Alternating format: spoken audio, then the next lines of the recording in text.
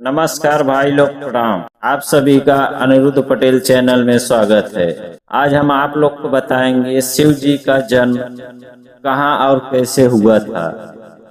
भगवान शिव जी का जन्म सामान्य मानव की तरह नहीं हुआ था, क्योंकि वे अनादि और अनंत माने जाते हैं। उनके जन्म के बारे में विभिन्न पुराणों में अलग अलग कथाएं मिलती है, लेकिन मूल रूप से वे स्वयं स्वतः प्रकट हुए माने जाते हैं। यहाँ कुछ प्रमुख मान्यताएं दी जा रही है। पहला, शिव को अनादि और अजन्मा माना जाता है। शिव पुराणों और अन्य शास्त्रों में उल्लेख मिलता है कि शिव न तो जन्मे हैं और न ही उनकी मृत्यु होती है। वे सृष्टि के आरंभ से पहले भी वे थे और उसके अंत के बाद भी रहेंगे। दूसरा, लिंग रूप में प्रकट होना। शिवलिंग कथा। ब्रह्मा और विष्णु में श्रेष्ठता की चर्चा चल रही थी, तभी एक विशाल अग्नि स्तंभ अनंत लिंग प्रकट हुआ। न उसकी कोई शुरुआत थी और न ही अंत। ब्रह्मा और विष्णु ने उसे जानने की कोशिश की, लेकिन असफल रहे। तब वह अग्निलिंग शिव के रूप में प्रकट हुआ और बताया कि वही आदि और अनंत है। तीसरा, सदाशिव की अवधारणा। कुछ तंत्र ग्रंथों में और शैव परंपराओं के अनुसार सदाशिव नामक तत्व ही मूल चेतना है, जिसमें सृष्टि की उत्पत्ति होती है। यह तत्व स्वयं है और साकार निराकार दोनों रूपों में है। चौथा, कैलाश प्रकट होने की कथा। कुछ पुराणों में यह भी कहा गया है कि जब सृष्टि की रचना हो रही थी, तब भगवान शिव कैलाश पर्वत पर ध्यान में लीन रूप में स्वयं प्रकट हुए। इसीलिए भगवान शिव का जन्म नहीं हुआ।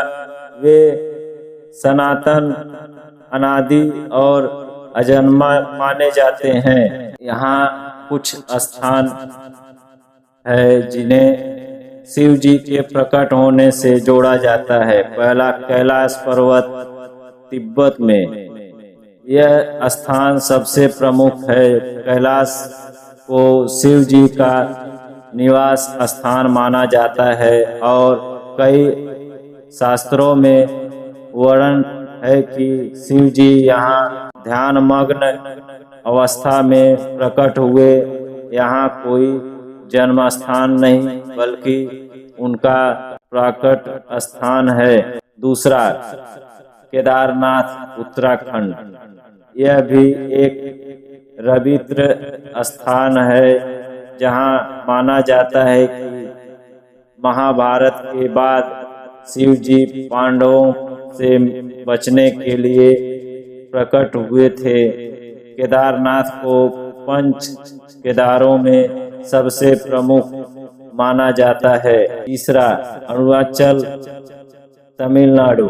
अरुणाचलेश्वर मंदिर तिरुवन्नामलाई में शिव जी को ज्योतिर्लिंग के रूप में अनंत अग्नि स्तंभ बनकर प्रकट होने की कथा प्रसिद्ध है।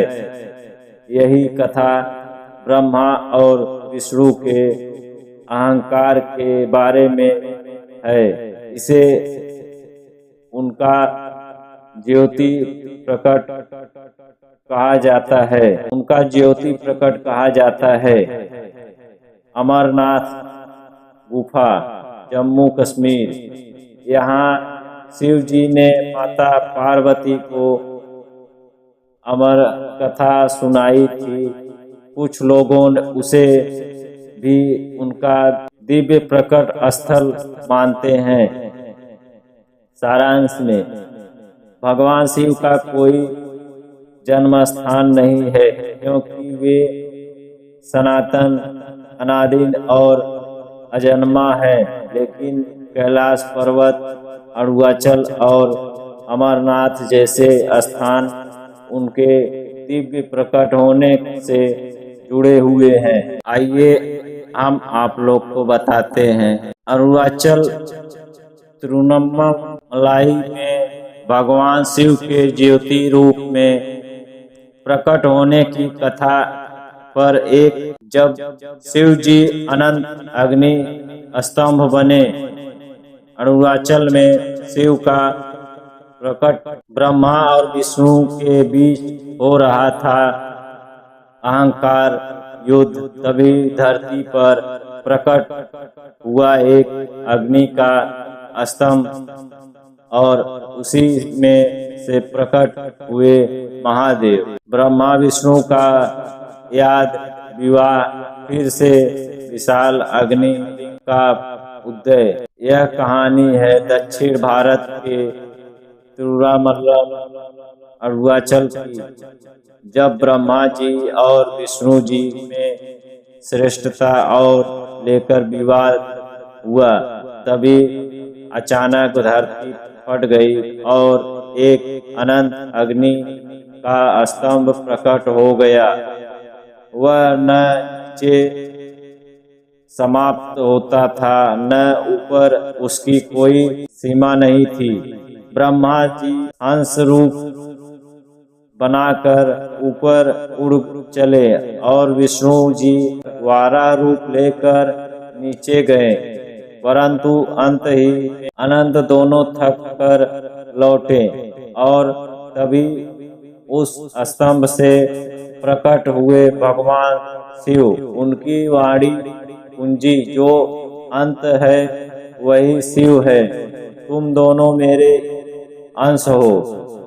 यह वही स्थान है जहाँ अरुणाचलेश्वर ज्योतिर्लिंग आज भी स्थित है, जहाँ हर साल कार्तिक पूर्णिमा पर अग्नि दीप जलाया जाता है, जो हजारों लोगों को दर्शन देता है उस अनंत ज्योति का ओम नमः शिवाय का मधुर जाप। शिव कोई साधारण देव नहीं, वे अग्नि है, प्रकाश है, चेतना है। अरुणाचल की अग्नि हमें याद दिलाती है कि शिव अनंत है। हर हर महादेव।